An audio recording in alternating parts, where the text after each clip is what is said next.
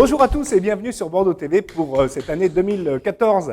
Nous vous souhaitons d'ailleurs, au nom de toute mon équipe et moi-même, une très bonne année, très joyeuse année, prospère, avec plein d'événements, plein de belles choses, de réalisations bien sûr, et j'espère que Bordeaux TV sera là aussi pour vous aider dans votre communication, pourquoi pas. En tout cas, l'an dernier, nous avons été très contents de voir que vous nous avez suivis, vous avez suivi nos reportages, nos films aussi, et au nom de toute l'équipe, on vous remercie de votre fidélité. Bien sûr, je vais profiter de ce moment-là pour remercier ceux qui nous font vivre, c'est-à-dire nos partenaires, ceux qui nous financent nos films et qui font qu'aujourd'hui, Bordeaux TV tourne et Bordeaux TV évolue. Et pour lancer cette nouvelle année, nous allons faire une émission autour d'acteurs économiques et notamment de la Maison de l'Emploi avec un interviewé de marque qui s'appelle Gilles de Vavrechin. À tout à l'heure sur Bordeaux TV.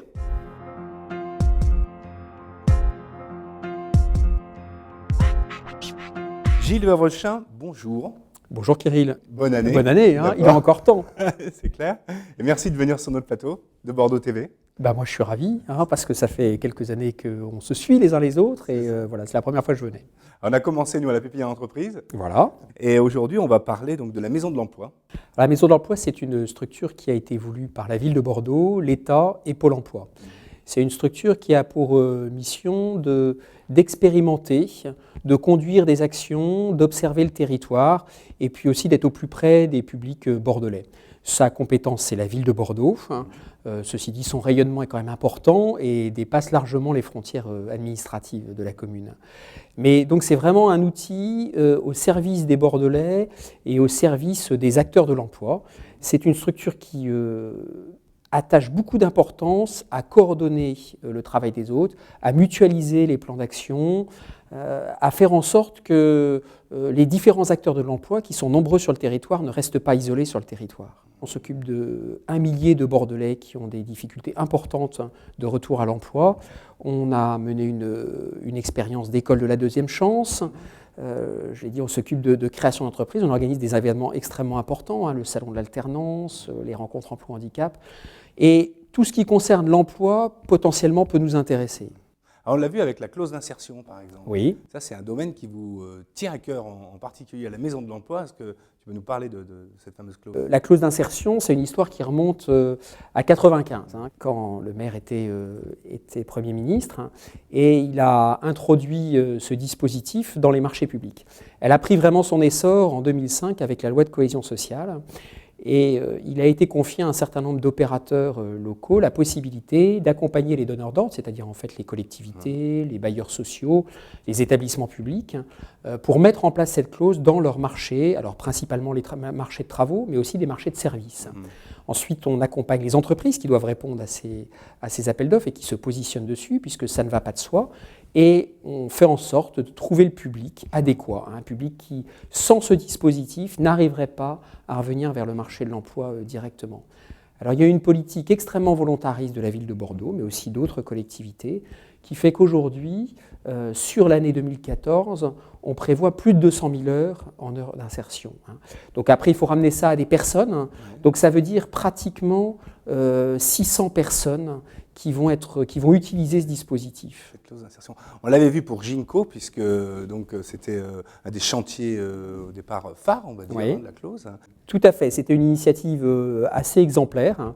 Alors, je ne dis pas ça parce que c'est nous qui la portons, mais parce que d'abord, elle avait associé beaucoup de monde. Elle avait associé la ville, le conseil général, la région, Ginko, qui est porté par Bouygues Immobilier, et tout le monde a joué le jeu. Et donc, en effet, pour préciser, on avait une compétence qu'on avait repérée, qui nous avait intrigué aux Aubiers. C'est-à-dire qu'on a une population de plein de nationalités, et il y avait souvent des petites opérations de cuisine ethnique. On avait des femmes qui proposaient, dans les traditions de leur pays, de faire de la cuisine, et qui faisaient une petite activité de traiteur. Voilà. Et on avait bien repéré ça, mais ça ne permettait pas d'aller à l'emploi. Donc, il fallait qualifier ces personnes.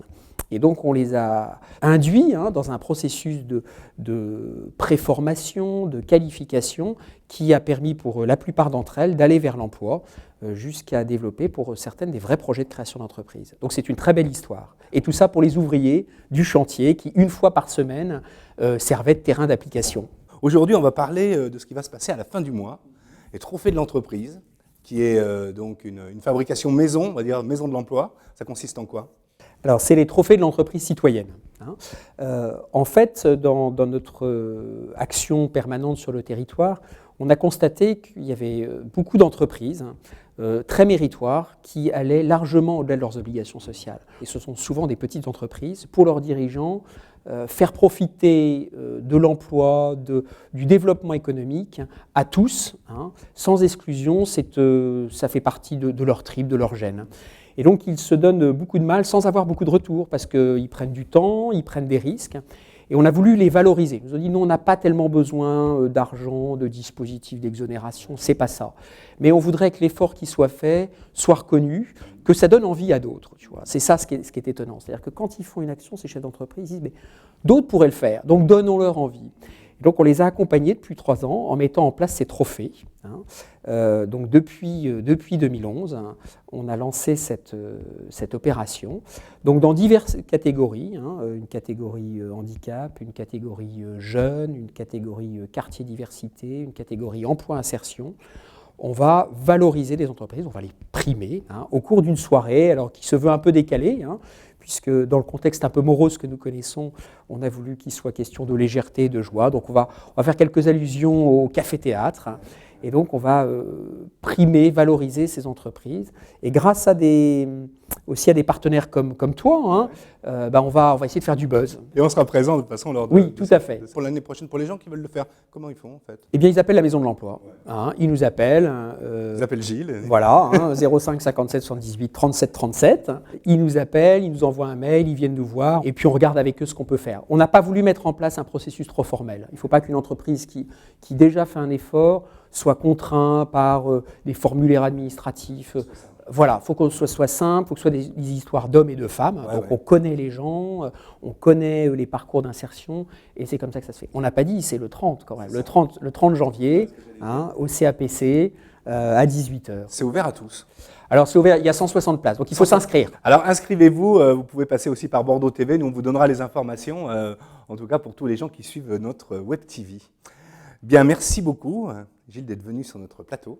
Eh bien, j'ai été très heureux, et puis c'est un peu un point d'étape, puisqu'on a commencé, comme je le disais au début, notre aventure quand tu es arrivé à la pépinière. Ensemble. Et voilà, bravo, parce que le chemin parcouru n'est pas facile, et moi je suis impressionné de ce qu'est Bordeaux TV maintenant.